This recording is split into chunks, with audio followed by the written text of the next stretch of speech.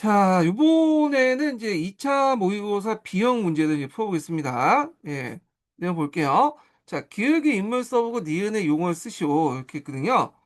최근에 이제 그 고대사 문제는 2점짜리가 나오고, 좀 기입형 문제가 이제 나와요. 인명, 지명, 뭐 이런 것들이 나오기 때문에, 요게 맞춰가지고 한번 문제를 내봤습니다. 자, 이때 이제 대조영이 이제 원래 그 고고 유민 출신으로서 요소 지역에 강제 이주당했죠. 그러다가 이진충이 이제 반란이 일어나니까 빠져나와서 바다에 세웠잖아요. 그래서 이제 이 거란족 이진충 관련된 내용 한번 내봤고요. 그 다음에 비에 보시면 알겠지만 유독군의 발해고 예전에 한번 기출에 나왔던 거죠. 그래서 여기에 이제 유독군 같은 경우는 통일신라라는 개념보다는 남북국사들 이제 있잖아요. 남국, 북국. 그래가지고 통일신라와 바다가 이제 공존하는 남북국 시대에 관련된 내용이 있는데 요 남북국이라는 키워드 한번 문제를 냈습니다. 요 1번 문제는 그렇게 어려운 문제는 아니에요. 그래서 이런 것도 그냥 그 주는 문제다. 이렇게 보시면 되겠죠. 자, 그 다음에 이제 2번을 보겠습니다. 자, 2번은 요번에 이제 기출문제에 나왔던 그 내용 중에 이번에 아니라 예전에 기출문제에 나왔던 게 랑케와 관련된 내용을 이제 했어요. 랑케는 이제 자주 나오죠. 자주 나오는데 최근에는 안 나오긴 하는데 몇 년 전까지만 해도 시험 문제 자주 나왔던 부분이죠. 자, 그래서 랑케가 이제 강조된 게 자아소고, 자신을 죽이고 역사 사실을 되게 강조하는 거잖아요. 그래서 역사가는 자기 자신을 죽이고 주관적 판단을 배제하고 오직 역사적 사실로 하여금 스스로 말하게 하다. 자기 자신을 죽인다. 자아소고라는 요구죠. 예.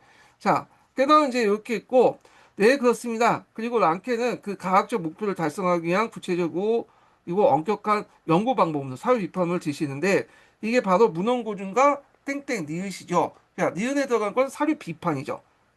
그래서 사료를 기록한 사람의 동기나 상황, 사료 자체의 내적 일관성 이런 것들이 있다. 그래서 키워드 중심으로 한번 이제 내봤고요. 마지막으로 랑케는 과학이면서 예술이다. 이렇게 이제 얘기했죠. 이 관련된 내용이 이제 그 남색책에 나와 있는데 자, 왜 과학이고 역사냐? 예술이냐? 자, 과학 측면에서 역사는 수집하고 발견하고 탐구한다는 점에서 여기 그 뭐냐면 과학이죠. 그렇지만 여기 이제 발견하고 인식한 걸 재창조와 서술한 거 이런 건 예술이다. 이렇게 보시면 되겠습니다. 그래서 이거는 이렇게 있고 여기 재창조하고 서술한다는 건 이제 대중들이 알아듣기 쉬운 내러티브를 이제 강조했다. 이렇게 이제 보시면 되겠습니다. 예. 자, 그래서 이렇게 해서 이제 랑케 관련된 내용을 냈고요. 요번에 이제 그 기출문제, 최근에 기출문제 보니까 사학사 문제를 꼭 2점짜리 하나씩 내더라고요. 기입형 형식으로. 그래서 사학사를 한번 정리해 두는 것도 좋을 것 같습니다. 기입형 형태로 정리해 두는 것도 좋을 것 같아요. 자, 그 다음에 이제 넘어가서 3번 문제 보겠습니다. 다음은 이 과학적 설명 방식에 관련된 자료다. 작성 방법에 따라서 답안을 작성하시오. 자, 1차 세계대전 역사 배경 설명 쭉 있는데, 요게 적용되는 그 과학적 설명 방식은 발생적 설명이죠. 여러분 이제 발생적 설명 다 하실 거예요. 그래가지고, 이렇게 이제 쭉쭉 사건, 그러니까 주로 이제 혁명이나 어떤 그 전쟁 관련된 것들을 쭉 할 때, 일련의 사건도 있을 거 아니에요. 그래서 이렇게 연결시켜가지고 쭉 하되 여기 중간중간에 법칙이 개입되어 있는 것을 뭐냐면 발생적 설명이라고 하죠. 발생적 설명 관련된 내용은 예전에 한번 객관식 기출에 한번 두세 번 나왔어요. 그래서 한번 나올 것 같아. 자, 그러면 이제 이 발생적 설명이라고 이제 쓰면 되고, 자, 이 설명 방식의 장점과 단점을 각각 한 가지 서술해 보시오. 요거 뭐 애워 두셔야 되겠죠? 요거는 이제 우리가 알고 있는 기본서에 있는 내용이니까 한번 읽어보겠습니다. 자, 복잡한 역사적 사건을 몇 개의 단계로 구분하고 인과관계를 중심한 각 단계 사건을 서로 연결시키는 방법으로 설명을 전개함으로써 역사 사건에 대한 학생의 논리적 분석을 적 이해 능력을 높일 수 있다. 그리고 역사적 사건을 그 기원에서부터 최종 단계까지 발달적 계열 형성에서 파악하게 됨으로써 보통 이제 이런 발생적 설명은 그 주로 이제 전쟁이나 아니면 혁명이나 이렇게 이제 일련의 사건들을 쭉 늘어놓을 때 있죠. 그때 이제 할 수가 있어요. 자, 하여튼 그 있고 인간관계 복합성을 깨닫고 하고 이를 통해서 학생의 역사의식을 촉진할 수 있다. 자, 발생적 설명은 일반 법칙 이용해서 각 단계별로 사건을 발생을 정당화시키면서 학생들 과학적 사고력을 신장하게 할 수 있고요. 단점이 있어. 왜냐면 각 단계마다 적절한 법칙을 제시하기 어려워요. 그래서 명시적으로 제시하고 있지만 대부분은 암묵적으로 넘어가는 경우도 많아요. 그래서 제가 여기 예문에는 이렇게 적용 법칙들을 했지만 실제로 이제 적용할 때는 이런 것들은 이제 생략하고 이렇게 넘어가는 경우 많죠. 그래서 이런 것들이 이제 좀 문제점이다. 이렇게 이제 보시면 되고. 그래서 여기 이제 발생적 설명 관련된 내용이 있는데 이거 한번 길지만 읽어보겠습니다. 예. 자, 읽어볼게요.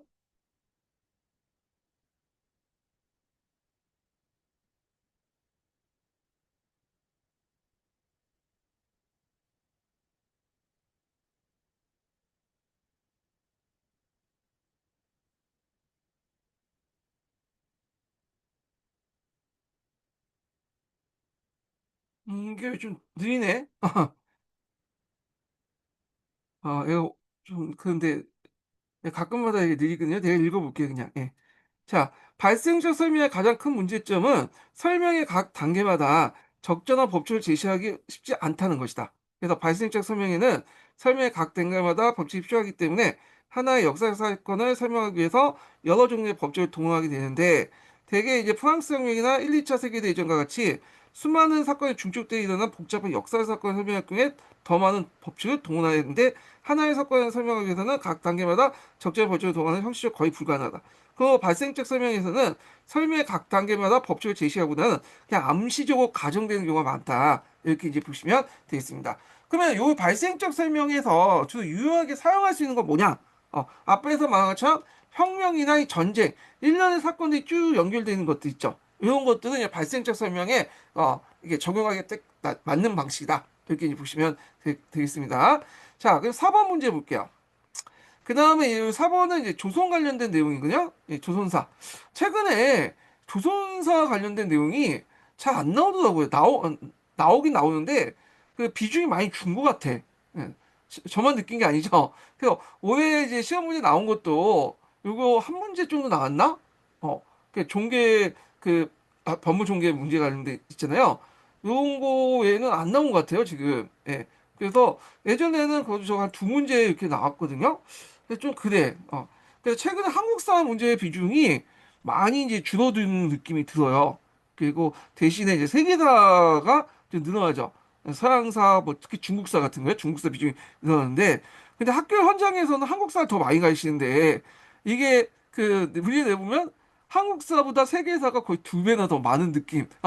이런 것들을 이제 내는데, 좀 그래요. 아마 이제 들어가신 교수님들이 서양사, 중국사 교수님들이 많아서 그런 것 같은데, 일단은 최근 추세가 이제 조선 관련된 내용이 좀 약간 한 문제?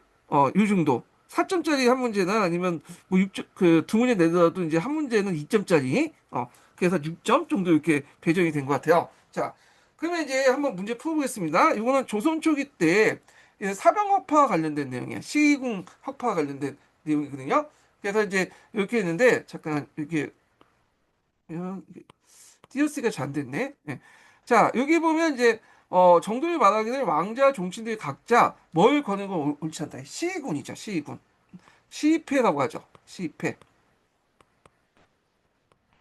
자, 그러면 여기 시군이 예전에 시험문제 나올 때 이게 뭐냐? 요걸 이제 좀 볼 텐데요. 잠깐 제가 찾아놓은 게 있으니까 이렇게 이제 좀 보겠습니다.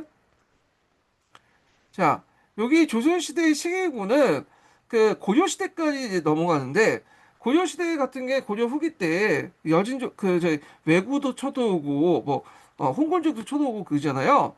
그래가지고 이 당시 이제 많은 뭐냐면 군대가 필요했어요. 그래서 그 당시 이제 각각의 지역마다 팩이라는 이런 군적 같은 걸 이제 작성해가지고 거기에 동원된 군대들을 시위군이라고 했어요. 시위군. 그래서 이 시위군을 원수가 이제 통제를 하고 그랬거든요. 근데 이 원수들이 자기 시익을 사병화 시켜가지고 전쟁에 개입을 했죠. 정쟁에. 그러다 보니까 정치적 혼란이 일어나고 조선 초기 때는 이제 이 시위군들을 누가 하냐 대신이나 왕자들이 관리했는데 그런데 이들이 너무 이제 커지니까 이 시위군들 이제 그 당시 중앙구였던 오이로 이렇게 이제 중앙군으로 이제 평일시키는 과정에서 이제 뭐냐면 그 당시 그 이방원이 어, 들고 일어나서 결국에는 이제 쿠데타를 했잖아요. 사병협회 과정에서. 그쵸? 그 이방원도 여기 막상 이제 자기가 집권하다 보니까 이 시해군들이 문제가 된 거야. 그래서 시해군들 뭐냐면 이 중앙군으로 편입시키거나 아니면 이제 기성군, 영진군으로 편입시켜서 시해군을 해체시키는 그런 과정을 이제 하게 되고 그리고 세조 때에서 이게 우리가 알고는 오이제가 확립됐다. 이렇게 이제 보시면 될 텐데 자, 요 과정들을 이렇게 쭉 한번 이렇게 정리를 좀 해봤습니다. 한번 읽어보세요, 그냥. 예. 그 다음에 이제 이렇게 있고요. 자, 그래서 시해군 관련된 내용이 있고, 자, 그러면 이제 문제 풀어보면서 보겠습니다. 기억에 들어갈 건 시해군, 이고, 니은을 제외하고, 그러니까 시해군을 이제 없애기 위해서 위훈상권부를 기속시키는 과정도 있고, 그 외에도 이제 좀 어려운 문제지만, 지방의 기성군과 영진군을 흡수하는 경우가 있었다. 기성군과 영진군. 이 관련된 내용이 어디에 있냐면 시민한국사에 있어요. 예. 그래서 여기 잠깐 읽어보겠습니다. 시민한국사 여기 주 11번에 있거든요. 조선은 고려만의 외조에 끊임없이 침략했던 이들 교훈 삼아서 국방력 강화하는 데 힘을 키웠다. 고려말 도평의사제 체제의 가장 중요시 시의회가 오타네요. 예. 자, 개국 공신들에게 나눠져 사병처럼 부여지는 상황이 있기 때 태종은 사병을 확보하는 과정에서 시위를 해체하는 데 중점을 뒀다. 그래서 이 중에 이제 일부는 중앙군을 흡수하고 일부는 지방의 기성군과 영진군은 이제 있다. 영진군이라는 건 이제 조선 초기 때 영과 진을 가지고 지키는 부대도 있었어요. 이 영진군이고 기성군은 이제 여기가 이제 기성군이 이제 일종의 수군이라고 보시면 돼요. 수군. 그러니까 수군하고 이 기자는 기병하고 수군을 얘기하는 거죠. 기병과 수군으로 이제 흡수 통합됐다. 이렇게 이제 보시면 되겠습니다. 중앙군을 일부 흡수하고 나머지는 지방군 돌렸다. 이렇게 있고. 자, 그 다음에 이제 뒤에 넘어가게 다음 문제 이제 보면요. 잠깐만요. 자, 요게 이제 또 문제가 이제 보법하고 그게 뭐냐면 봉족제 관련된 내용이 있어요. 태조실록에 있는 내용이죠. 예. 그래서 이제 군사제도를 실시해서 장전이 태조실록이 아니라 어, 맞다. 태조실록에 있는 내용인데 자, 요거는 이제 뭐와 관련된 내용이냐? 이 태조실록이니까 이제 요거는 봉족제예요. 봉족제. 자, 봉족제는 뭐냐 하면 일종의 이제 그 1인을 정부를 삼고 나머지 2인은 봉족을 삼아요. 예. 그래갖고 이렇게 묶어가지고 이제 하는데 문제는 이게 자연호 기준이야.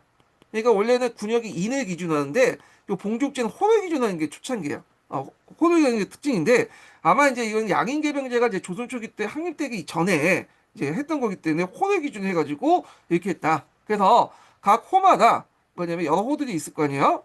예. 호마다 이제 어떤 호는 정병을 이제 한 병 이렇게 배치하고 이 정병을 보조해주는 존재로서 뭐냐면 보인을 이제 각 호마다 한 명씩 이제 배치한 거야. 그래서 A호가 이제 했으면 B호에서 한 명 배치하고 그다음 C호에서 한 명 자연호의 기준으로 한 거예요. 자, 그래서 이제 이런 식으로 이제 하고 나머지 호가 D가 있잖아. 이거 토지가 없으면 이제 얘네는 제외시킨 거야. 그러니까 토지가 어느 정도 있고 자산이 있는 호를 기준으로 해가지고 이렇게 이제 정병 한 명, 그 다음에 그걸 보조해 주는 봉족 한 명, 그 두 명씩 했는데 요거는 이제 기준일 뿐이고요. 실제적으로는 이제 뭐냐면 이렇게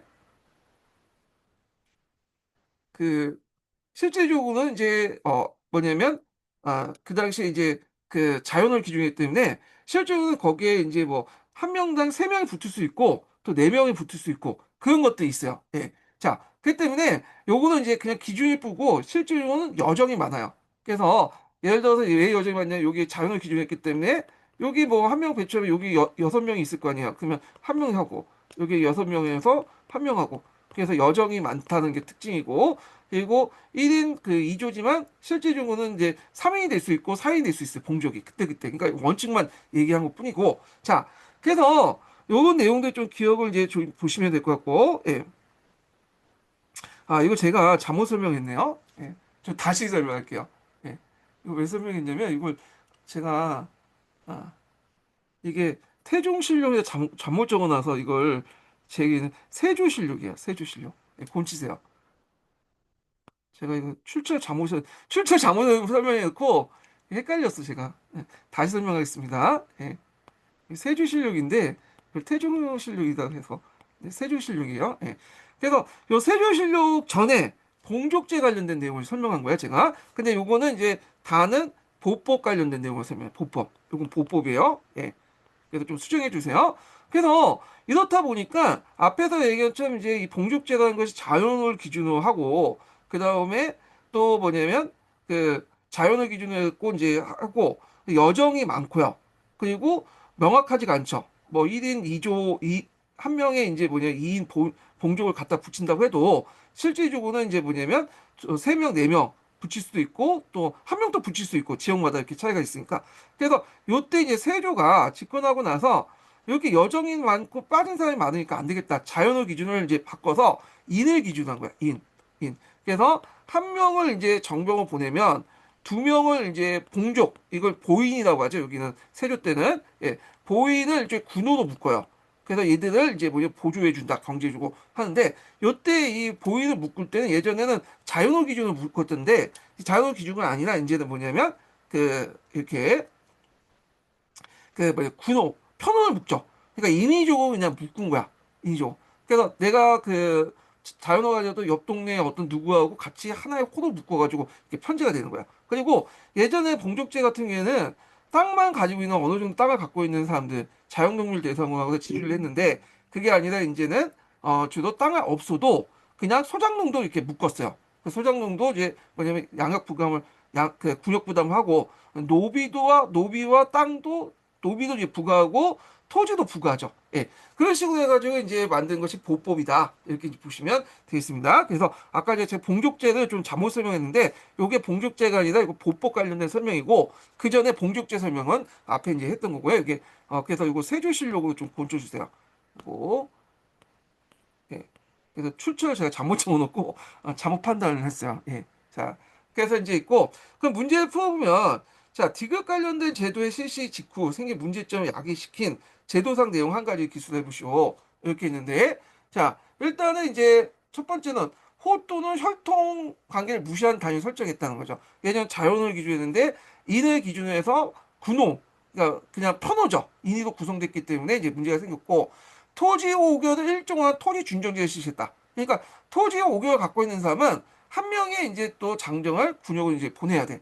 그러면 뭐 어떻게 자가 사서 보내든 노비를 보내든 그렇게 하겠죠. 자, 그러다 보니까 이제 여러 가지 지지층의 반발들이 불러일으킬 수밖에 없었죠. 그러면 이을 이전에 군역 기준을 쓸 거 이렇게 했는데 이거는 봉족제 기준 자연을 중심으로 3정 1호를 이제 편성했다. 이렇게 이제 보시면 되겠습니다.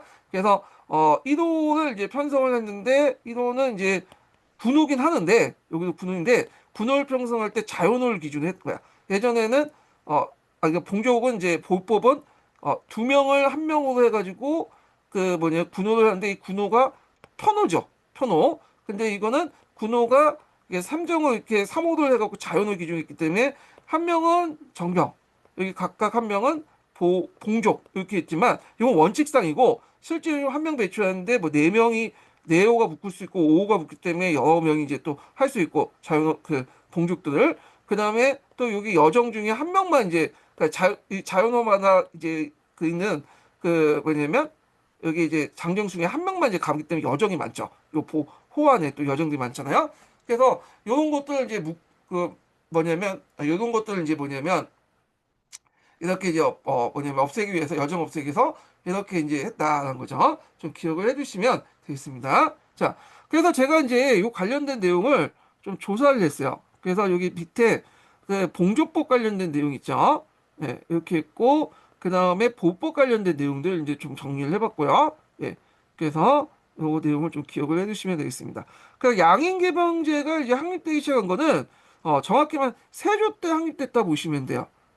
예전에 봉족법 때는 호를 기준으로 해가지고 이렇게 이제 뭐냐면 한 명의 정병과 두 명의 봉족을 뽑았고 물론 이제 원칙이고 나중에 세네 명 봉족도 붙을 수 있다는 거죠. 그렇지만 여기 보법은 한 명의 정벌 뽑는데 두 명의 이제 사람들 뭐냐면 군호는 이제 정하고 그 군호를 편호로 해갔기 때문에 모든 성인 남자들은 어떻게 하든 그 군호에 들어가 있는 거죠. 여정이 없죠. 예. 그래서 이제 이런 것도 있다. 그래서 여정이 없기 때문에 후에 이제 뭐냐 요역을 담당할 수 있는 사람이 없다 보니까 군역의 요역화 현상들이 일어났다. 그래서 아까 이제 호를 기준으로 뭐냐면 하지 않고 이런 게 뭐냐면 그 호를 기준으로 무시한 이 단위 설정이 여정을 없애는 그거와 연결돼서 보시면 되겠습니다. 요거와 연결돼서 이제 좀 볼 것 같고요. 보시면 될 것 같고. 자, 그 다음에 이제 넘어가서 이거 좀 잘 지울게요. 제가 순간적으로 당황했네. 여기 이제 제가 하다가 오류 내용을 이제 파악을 못 해가지고. 예.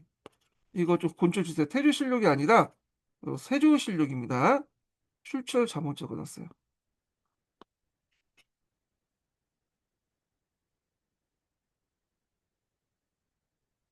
예. 이거를 좀 곤칠게요. 예, 제가 나중에 수정해서 다시 올리겠습니다.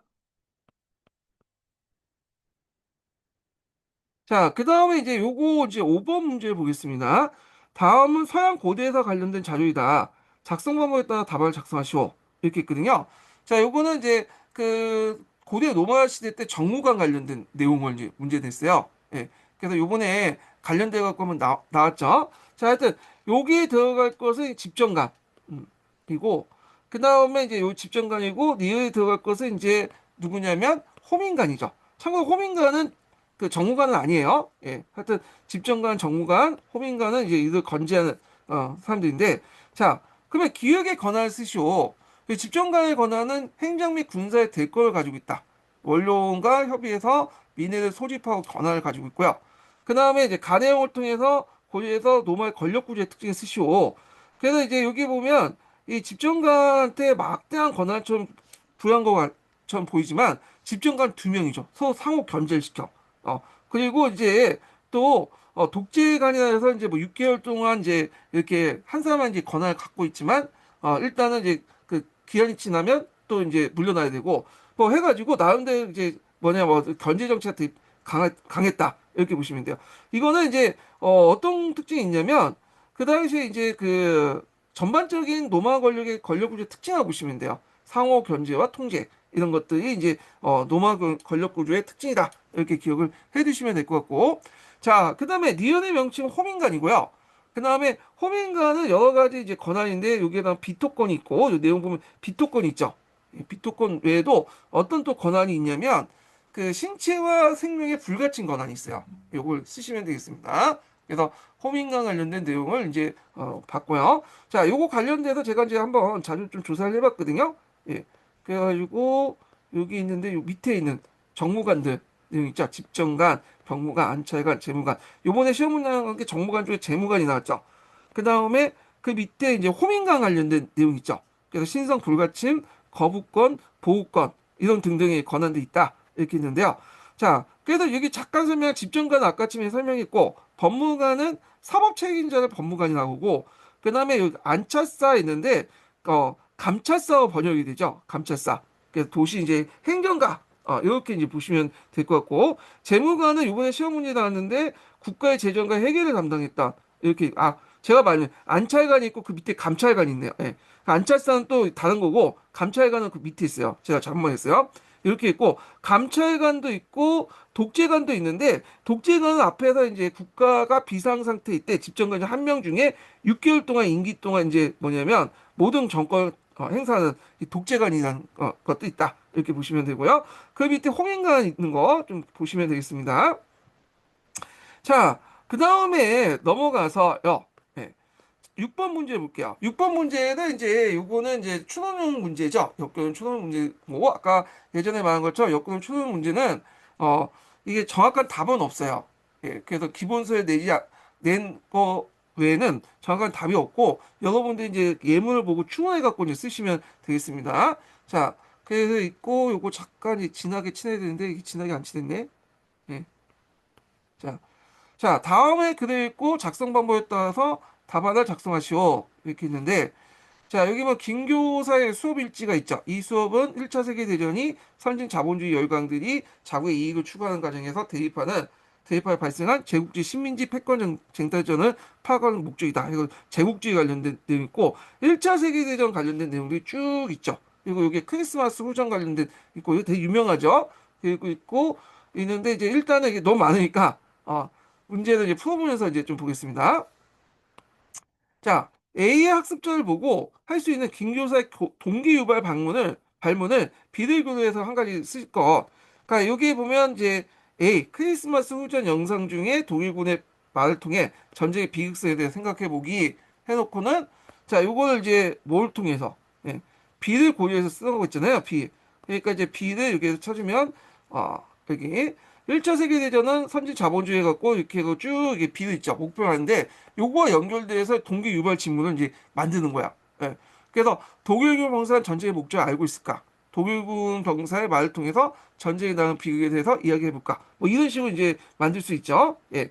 그래서 이제 놓고 독일군 병사 여기 말이에요. 여기. 예. 그래서 이렇게 연결시켜서 하는 건데 이거 제가 그냥 임의대로 이제 만든 거고 여러 가지 동기 유발 지문도 있겠죠. 지문은 이제 여러분 스스로 만드시면 돼요. 예, 정확한 답은 없습니다. 한번 연습상을 하라고 이제 만든 거고.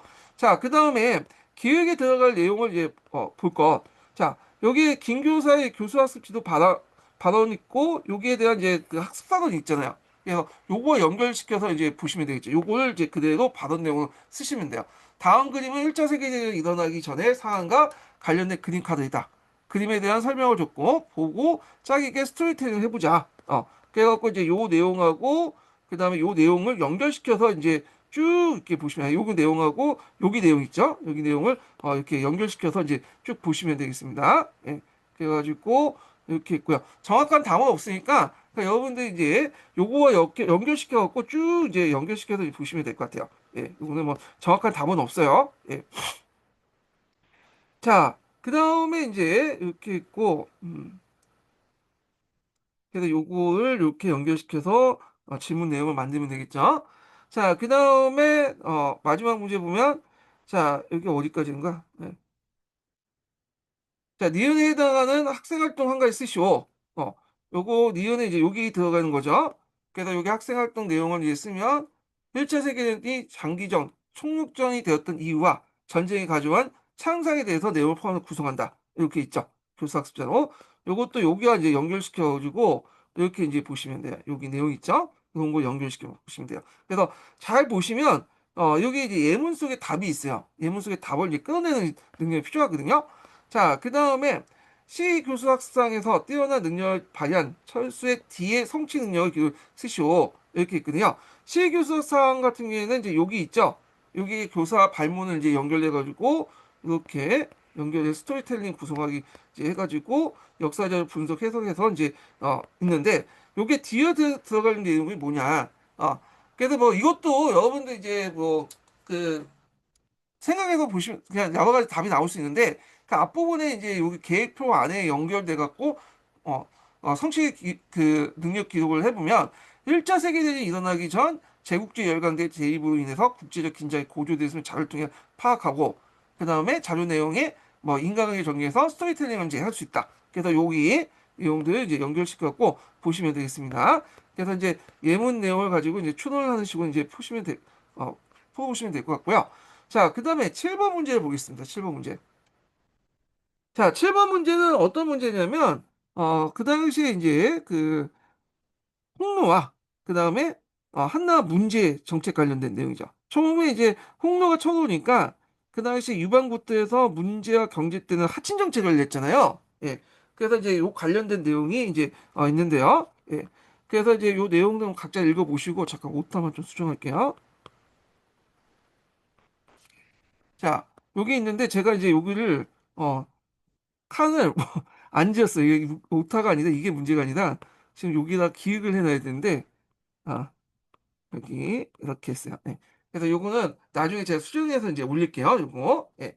자, 그래서 이제 여기 기획의 임무는 이제 묵뚝소 유명하죠. 예. 그다음에 자료 내용에서 니은과 니은의 공통된 내용을 쓰시오 이렇게 있는데 흑로와 하친조약 을 맺었죠. 초창기 때는.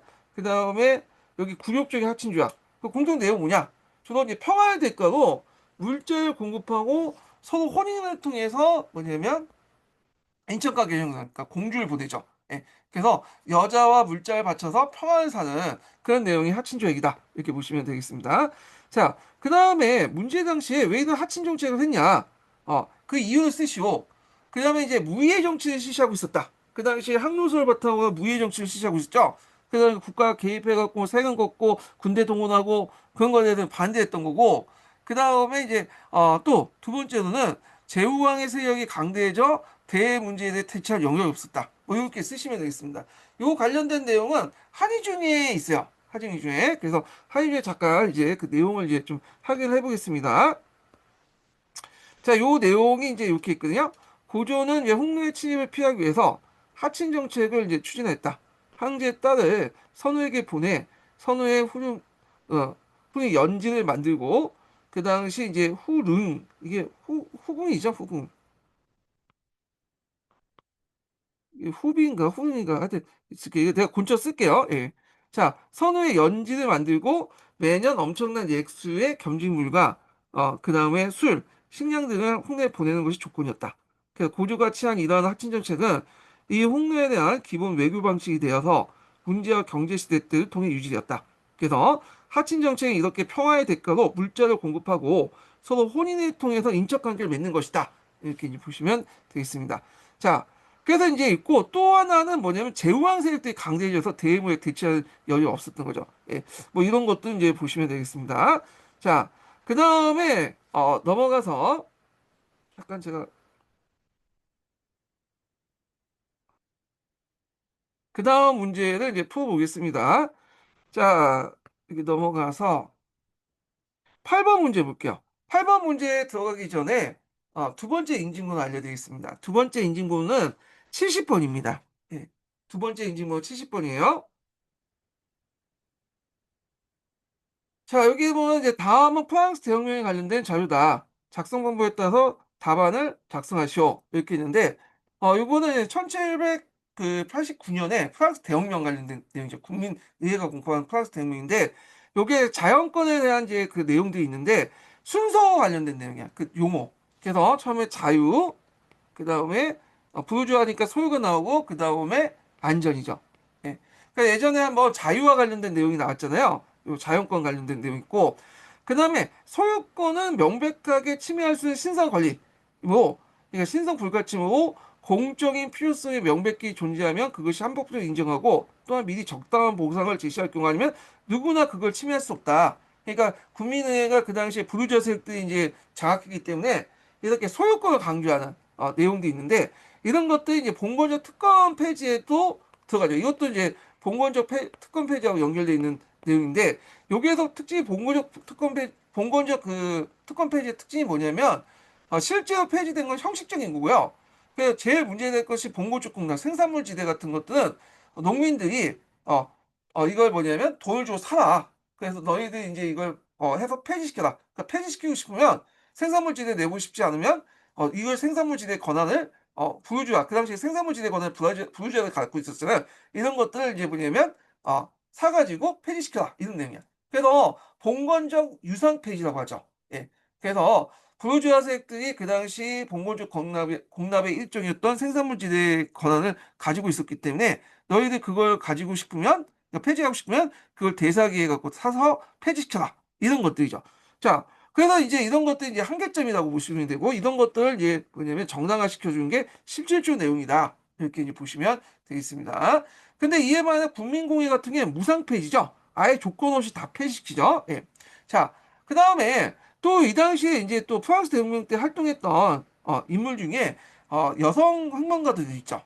그 대표적인 이제 인물이 어떤 사람이냐면 여기 니을에 들어가 있는 그 뭐냐면 올랭프 두 구주라는 사람이세요. 올랭프 두 구주. 예.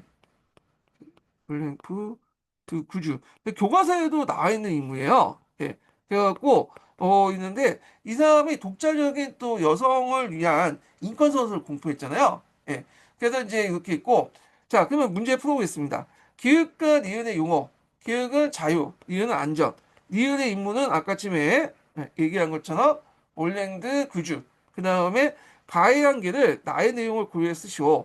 프랑스 대혁명의 인권 선서의 그 한계가 뭘까요? 이 나와 연결시켜서 보면 요때 이제 한계는 여성의 정치적 권리를 보장받지 못했다. 여성의 어떤 이제 권리를 보장하지 않았다는 거죠. 남성 혁명가에 비해서 보장받지 않았다. 근데 이 내용이 이제 어디에 있냐면 여성 클럽이나 이런 내용들이 어디에 있냐면 올해 이제 나왔던 그 교과서에도 있어요. 비상교과서에 있는 내용이기 때문에 제가 냈거든요. 그래서 잠깐 이제 좀 소개를 해드리겠습니다. 요게 비상교과서에 있는 거예요. 그 예문의 파리크업 같은 거 있죠? 요런 것도 다 비상교과서에 있는 내용이에요. 자, 그래서 이제 있고, 여기에서 이제 보면, 자, 피에르 소메트는 국민공예 시기 때 혁명파 한 인물로 일부 파리 민중세력을 이끌고 자코뱅의 공포정치를 옹호했다. 또한 그는 여성과 남성의 동등한 권리를 주장한 올랭푸트 구주를 비판했으며 그 당시 이제 궁극적 여성 클럽이 정치에 참여하지 못하도록 요구했다. 이런 내용들 있다는 걸 좀 기억을 해두시면 되겠습니다. 그래서 이 교과서에 있는 내용을 이제 주제로 해가지고 소재로 해서 문제를 냈고요. 예. 빠지급이 아니라 여성급이에요. 여성급. 예. 요거. 제가 아까 말 잘못했는데. 자, 그 다음에 이제 여기 있고, 다조치 한계를 뒤의 내용을 이제 쓰시오. 아까 얘기한 것처럼, 이게 이제 봉건적 그 공락 같은 걸 뭐냐면, 그 유선 폐지하는 거잖아요. 예. 그래서 돈을 주고 너네들 폐지해라. 이런 내용들. 자, 그래서 이제 요 내용들 관련된 내용을 봤습니다. 자, 요거는 교과서에 있는 내용이니까 한번 했고요. 근데 여기에서 좀 더 살펴볼 게 뭐냐면, 이게 올랭프 드구주가 이게 이제 그 사람이 또 독자적인 여성 인권 선언서를 공표했거든요. 그래서 그거 예전에 한번 예전에 교과서에 나와 있기 때문에 한번 소개를 좀 해드리겠습니다. 예, 아까 이제 보면 요게 있는데, 자, 올랭프 드 구주가 있고, 이제 여성과 여성 시민의 권리 선언, 1791년에 있는 내용이에요. 그래서 1주에 보면 여성은 자유롭게 태어났으며 남성과 동등한 권리를 가진다. 그 내용과 그 다음에 2주에 보는 모든 정치적 결사의 목적은 남성과 여성의 자연적으로 소멸될 수 없는 권리를 보장하는 데 있다. 그래서 이 권리는 자유, 재산, 안전, 그리고 압제 등 정의다. 그래서 남성에도 여성을 집어넣었다는 게 있고, 그러니까 6조는 법의 일반 위지의 표현인데 모든 여성과 남성 시민은 직접 또는 대표자를 통해서 법 제정에 참여할 권리가 있다. 그 다음에 10조에 보면 누구도 자신의 의견 때문에 박해받아서 안 되고 이게 유명하죠. 여성에게 단두대에 올릴 권리가 있다면 마찬가지 위정 당사에 올릴 권리가 있다. 이 말은 여성에게 어떤 정치적 책임이 주어진다면 단두대에 올리는 건 정치 책임이 준다는 걸 의미를 표현한 거잖아요. 마찬가지로 책임이 있듯이 나는 이 말 책임없는 권리도 있다. 내가 나서 이제 와서 의견을 발표할 권리가 있다.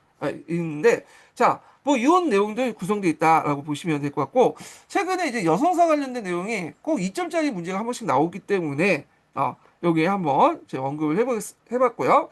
자, 그 다음에 이제 넘어가서 9번을 보겠습니다. 9번. 네. 9번은 이제 올해 시험 문제 나왔던 강동무역체제에 관련된 내용이죠. 네, 강동무역체제. 자, 그래서 요 관련된 내용을 제가 한번 조사를 해봤어요. 밑에 강동무역체 특징해가지고 그래서 강조 한 곳만 개항을 하고 있고 그 다음에 공행에 의한 독점무역체제고요. 그리고 엄격한 규제 통제를 하고 있다. 이렇게 있고요. 그 다음에 이제 이런 거 없애는 과정에서 아편전쟁 같은 것들이 일어났다는데 요 강동구역 체제, 그 공행, 뭐 그 다음에 양행 이런 것들은 그 재작년에도 나왔고 작년에 나왔죠. 올해도 나올 것 같아. 그래서 요게 중요한 거니까 한번 좀 훑고 지나가기로 하겠습니다. 잠깐 한번 읽어볼게요. 이 부분을 정리하고 넘어가겠습니다.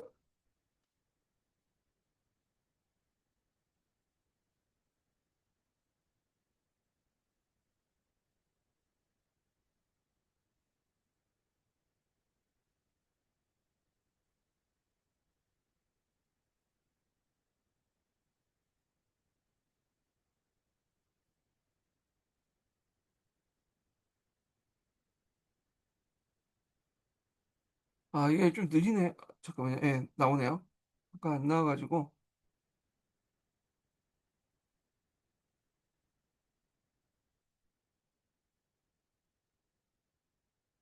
판에 이게 불판을 바깥 껴야 되겠어요. 여기 보니까.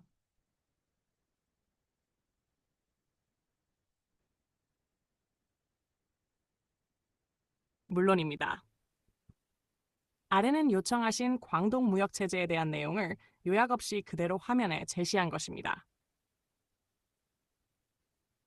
광동무역체제, 광동머이 디스텀는 18세기 중반부터 제1차 아편전쟁 1842년까지 약 100년간 청나라가 서양과의 무역을 오직 광저우 한 곳으로만 제한하고 공행이라는 독점 상인 조합을 통해서만 거래하도록 통제한 무역 제도를 말합니다. 이는 청나라가 서양 세력과의 접촉을 최소화하여 사회 안정을 유지하고 무역을 국가의 엄격한 통제하에 두려는 해금 낀 정책의 일환이었습니다. 광동 무역 체제의 주요 특징.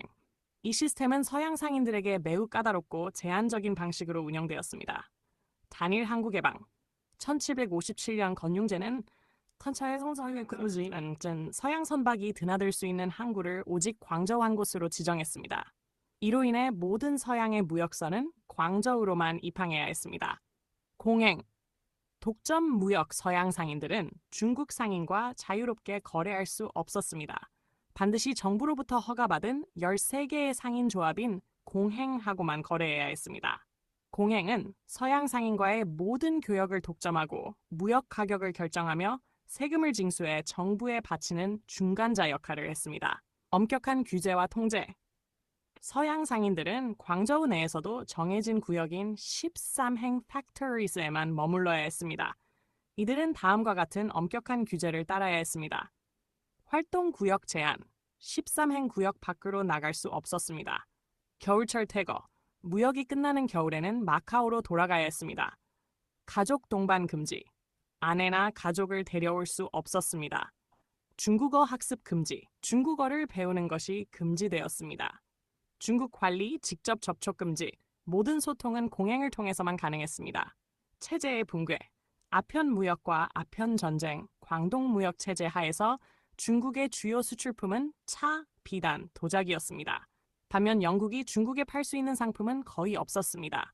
이로 인해 영국은 막대한 양의 은을 지불하며 만성적인 무역 적자에 시달렸습니다. 이 문제를 해결하기 위해 영국은 인도에서 생산한 아편을 중국에 밀수출하기 시작했습니다.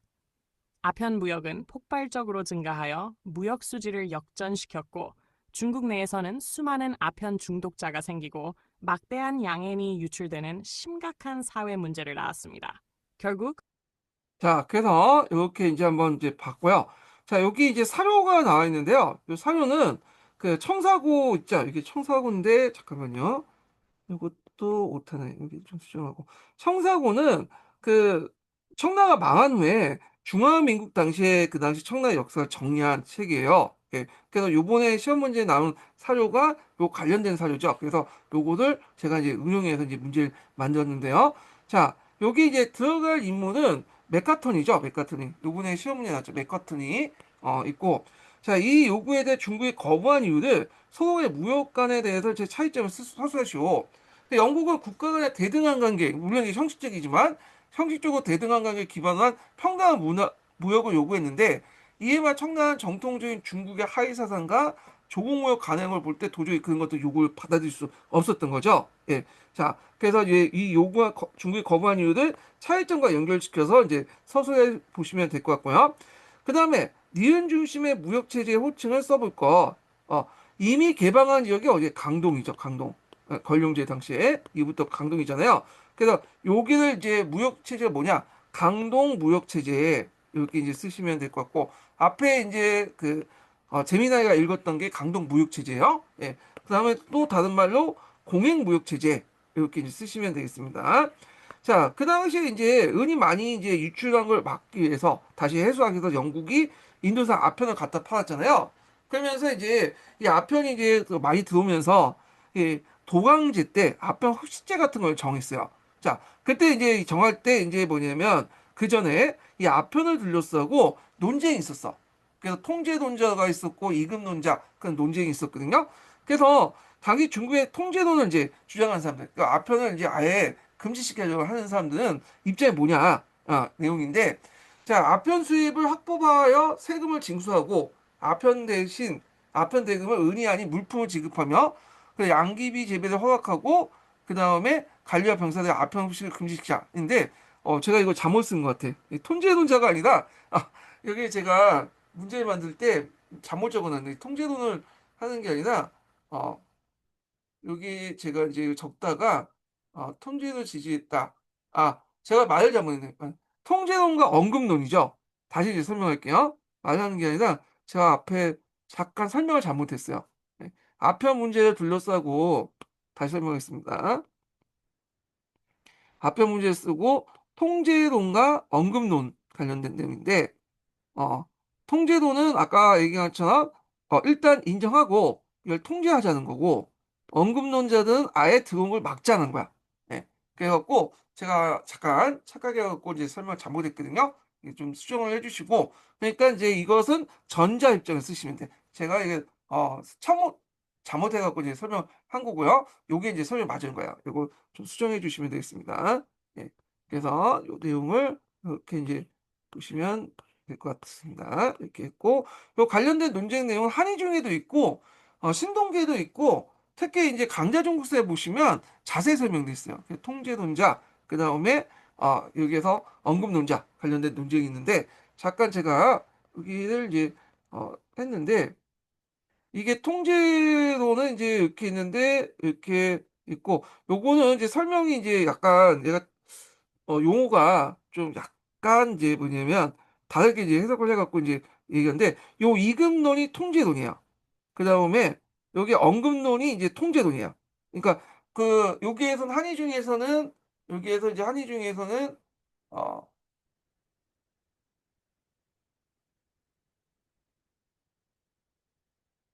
이 이금론을 통제론이라고 부르고 여기는 언급론이라고 부르잖아 통제론을. 예. 근데 이제 여기에서는 이금론을 통제론, 여기 언급론은 이제 여기는 통제론 이렇게 한 거야. 요거 좀 수정해서 이제 좀 하세요. 요건 얘가 이제 이렇게 붙인 거고 이금론, 그러니까 이제 그 통제론에서는 풀어서 통제하자. 그러니까 현실적으로 맞기 어려우니까 그거에 대해서 이제 경제 실리도 챙기면서 또 관리나 이런 병사들만 통제를 하자 그런 논이죠.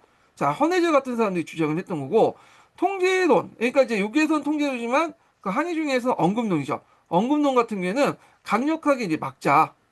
그래서 이게 통제가 금지시킨다. 그러니까 아예 막자라는 거야. 그러니까 도덕적 명분이나 국방기관, 은 유출 문제 등을 해갖고, 여러 가지 문제점이 있으니까, 아예 이제 차단하자. 인치서 항저장 같은 사람인데, 얘는 이제 언급론을 그 당시 도강제가 선택을 해가지고 받아들였다. 이렇게 이제 보시면 되겠습니다. 그래서 요게 이제 표현이 좀 약간 헷갈릴 수 있는데, 요거는 언급론, 이급론, 통제론. 이렇게 이제 보시면 돼요. 예.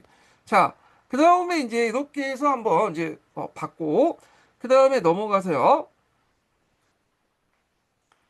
자, 10번 문제 보겠습니다. 10번. 자, 10번은 이제 뭐와 관련된 내용이냐면 모스크바 삼상 위견 그 결정 관련된 내용이야. 그래서 모스크바 삼상 회의를 거쳐서 이제 회의를 통해서 결정을 했잖아요. 그와 관련된 내용이다. 그래서 여기 리을에 들어갈 거는 회의 명칭 모스크바 삼상회의 결정문이죠. 그래서 모스크바 삼상회의는 여러분 알다시피 이제 거기에서 신탁 통치를 결정했고 그 다음에 임시정부 구성 그런 것들이 있잖아요. 자, 그리고 또 이제 여기에서 또 공동위원회 구성. 예, 그래서 공동위원회 이제 열어서, 미소 공동위 열어서, 그 당시 임시정부 수립을 하고, 그리고 신탁통치를 이제 최대 5년을 할 건지 말 건지 결정해서 나중에 독립하자. 그 내용이 주 내용이거든요. 예. 자, 그러면 이제, 요 관련된 내용을 이제 보기 전에 제가 잠깐, 여기다가, 내용 한번 찾아봤는데, 자, 요게 이제 그 모스크바 삼상회의와 미소공동회에 관련된 내용입니다. 그래서 이제 모스크바 삼상회의 주요 결정, 조선 임시정부 민주주의 수립, 그다음 미소공동회 설치, 최고 5년간 신탁통치 그 내용 있고, 그 다음에 미소공동회에서 이제 임시정부를 구성하는 과정에서 소련의 주장과 미국의 주장이 달랐죠. 그래서 소련의 주장은 모스크바 삼상회의 결정에 반대된 단체들을 임시구성해서 참여시킬 수 없다. 그러니까 주로 우익세력들을 이제 참여시킬 수 없다는 거고, 이거는 이제 우호적인 자익세력을 중심으로 임시정부를 구성하겠다는 거죠. 자, 미국의 주장은 표현의 자유를 존중했기 때문에 반탁을 하더라도 모든 사회단체를 다 대상을 해야 된다. 좌우익 상관없이 다 하자. 그래서 이제 이걸 반탁을 주도한 우익세를 배제하면 이 자익 중심의 정부가 수립되잖아요. 그럼 무효 이런 것 때문에 막기 위한 거잖아요. 그래서 1차 미소 공동회의가 1946년에 열었는데 이 문제 때문에 임시정부 수립 문제 때문에 결렬됐고 그 다음에 2차 미소 공동회의도 요 그 임시정부 수립 문제 때문에 결렬이 됐죠. 예, 요게 예전에 한번 1차 미소공동위원회가 결렬된 이유 관련된 내용에서 예전에 한번 시험 문제 나왔던 거죠. 결국에는 2차 미소공동회가 끝난 후에 더 이상 이제 그 여기에서 뭔가 임시정부 만들어가지고 이제 해결할 수 없다고 생각하니까 미국이 이제 국제연합에 이걸 넘겼죠. 예. 자, 그래서 이제 요 내용들인데 자, 그러면 관련된 내용을 이제 좀 보겠습니다. 자, 니은 개최 당시에, 그러니까 이제 공동위원회죠. 구성의, 기업 구성, 임시정부 구성에 대한 미국과 소련의 입장을 각각 서술해 보시오. 아까 아침에 그 말했던 그 내용을 서술하시면 되고요. 자, 그래서 니은을 완전 결렬하게 된 미국의 대외 정책. 그러니까 2차 미소 공동회의를 말해요. 2차 미소 공동회의 때 결렬 당시에 미국의 정책을 이제 좀 쓰시면 될 텐데요. 예.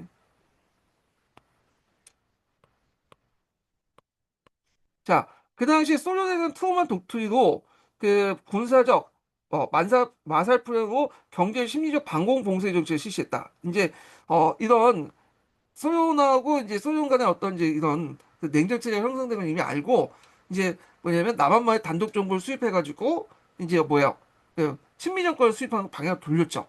통합정부 구성 대신에요. 자, 그 다음에 이제 이렇게 있고 소련은 디귿을 어떻게 인식했는지 기술해 보시오.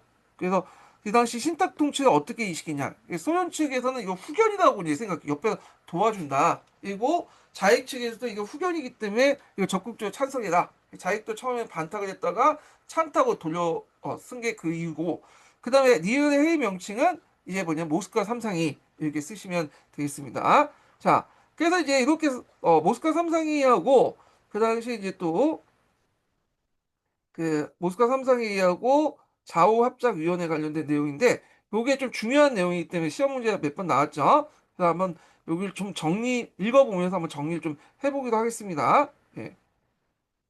아, 이게 뭐나? 잠깐만 좀 기다려주세요. 이게 제가 잘못 눌렀나? 예. 예, 여기에서 잘못 눌렀나? 잠깐만 기다려주세요. 예.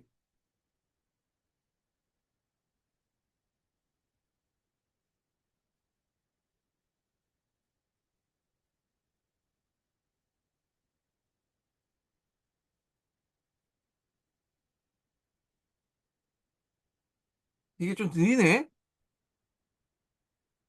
잠깐만요. 이게 오류가 있는 것 같은데 여기 이게 좀 느리니까 이건 나중에 좀 읽어보기도 하고요. 예. 자, 그 다음에 이제 11번 문제 보겠습니다. 11번 문제는 이제 고려의 화폐제도 관련된 내용이에요. 그 예전에 한번 고려 화폐제도가 시험에 나왔죠. 두 번 정도 나왔는데 여기에 이제 관련된 내용 보겠습니다.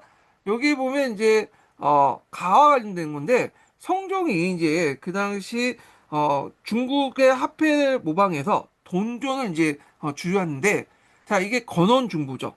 돈을. 네. 그래서 이는 건원중부와 관련된 내용이고요.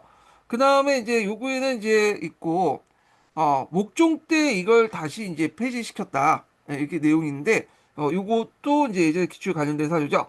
한번 보겠습니다. 자, 니은 관련 화폐 명칭을 쓰시오. 이 건원중보 관련된 내용이고, 자, 당시 국가 입장에서 재정 지출 화폐로 하면 얻을 수 있는 이득이 뭘까? 이거는 이제 이런 화폐 형태로 기금, 소유, 쌀, 포 등을 실질 가치를 지닌 재화를 비축할 수 있다. 이런 것도 있고, 왜냐면 화폐를 발행하고 그 대가로 이제 이런 쌀이라든지 포란 것들 들어오면 이런 것도 창고에 보관하면 되겠죠. 자, 그러니까 기획은 이제 성종이죠. 성종이 니은 화폐를 실력 확보하기 위한 방법을 서술해 보시오. 이게 이제 그 상평통보가 건원중보가 철전이잖아요. 예, 철전이에요. 그래서 요걸 이제 뭐냐면 좀 가치를 이제 확보하기 위해서 어떤 식으로 이제 했냐면 철전이 솔직히 말해서 이제 그 좀 싸구려잖아요. 그러니까 금과 은과 달리 이렇게 뭐냐면 가치가 없죠, 별로. 그래서 이걸 확보하기 위해서 상평창에 법정화폐와 태어날 미국을 마련한 거야.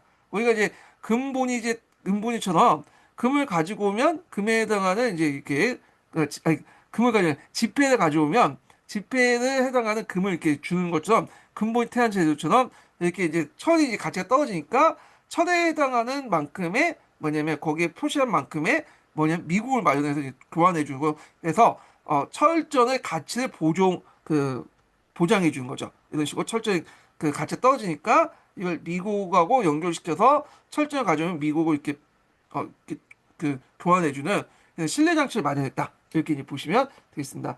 일종의 뭐라고 할까요? 이걸 철태한 제도라고 할까요? 철태한 제도? 근본이 태한 제도 뭐 이런 거죠. 금을 달러로 가지고 오면 이렇게 교환한 것처럼 이렇게 건원중국을 가지고 오면 철을 교환해주는 그런 장치를 마련했다. 이렇게 있죠. 그래서 가치를 뭐냐면 이렇게 보장했다. 이렇게 이제 보시면 되겠습니다.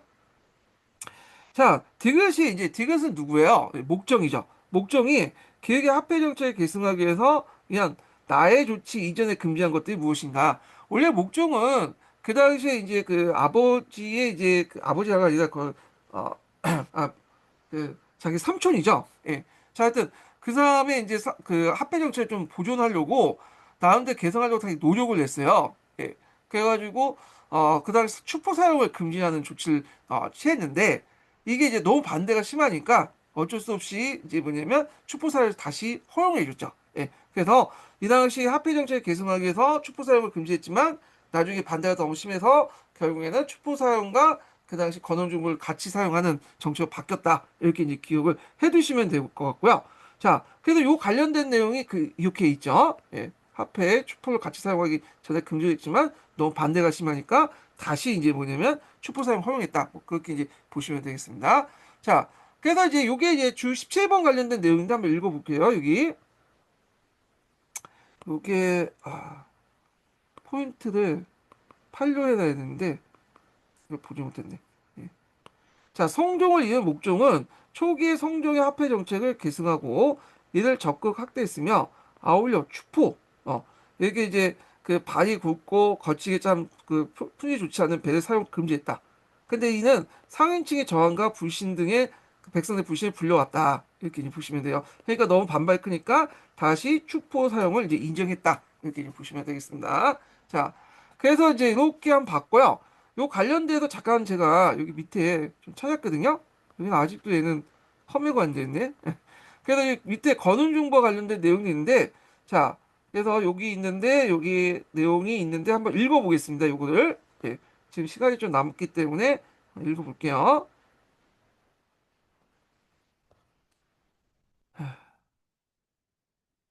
건원중과 관련된 내용을 한번 볼게요.